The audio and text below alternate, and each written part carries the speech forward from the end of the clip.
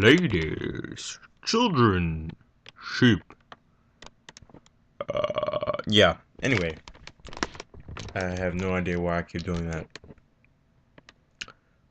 But I've been looking on a few reliable websites, and it's apparent to me, and it seems to be a rumor spreading throughout the internet and media, but it's probably not gonna happen.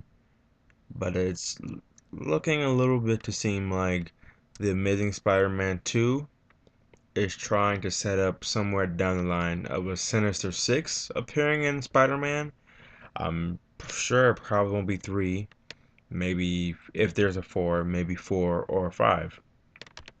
Because we have Electro, we have Rhino as well in this movie, played by Paul Giamatti.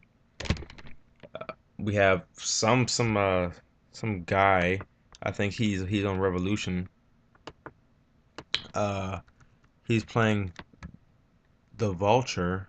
And we got Norman Osborn in this movie, and possibly Harry Osborn as an inner villain, inner conflict for Peter. So that's some heavy stuff right there.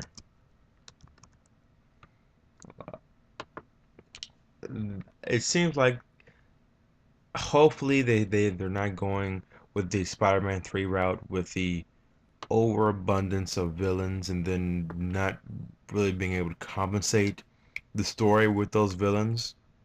Because really, the villains just happened to come out of nowhere. The really constant villain was the Sandman, and he was very downplayed throughout the entire movie. Played as a low-life thug who was just stealing money to help save his daughter's life. That's not who that person was. That's how he was played in that movie. So, yeah.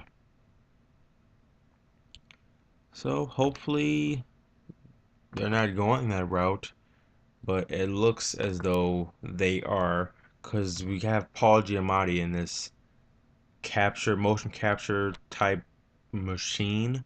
It's around his body, but not his head. So I'm assuming they're gonna go for like a mix of the Ultimate Universe and 616 Rhino, and have his face appear, but have him in like a mech suit. I that's what I'm thinking, or it could just be a mech suit. And, it could just be the Rhino 616 Rhino entirely by itself. Maybe that's what they're doing with that. But it looks like a mix of the two, so I'm not sure. So yeah, we got Norman Osborn, Electro, played by Jamie Foxx, Rhino being played by Paul Giamatti. We got the Vulture, which I can't think of his real name in the comics, but played by Colm Feore. And we got Dane DeHaan playing Harry Osborn. So looking pretty good with the actors they have at least. Paul Giamatti and Jamie Foxx are really wanting their roles, so I'm hoping that they do well with the roles they begged for.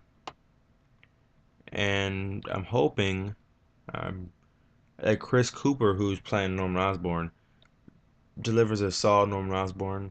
And I'm thinking probably since he was dying in The Amazing Spider-Man 1, I'm thinking he'll probably get some type of healing elixir or something to deal with Oscorp that'll help him prolong his life, and that will return to the Goblin. I'm assuming that will enhance his body and maybe make him appear to look a little younger, because Chris Cooper is in his 60s, and I'm not necessarily sure he's an action guy. So what he'd do as the Green Goblin, I really don't know. And I'm sure if he does do anything, it's mainly stunt work.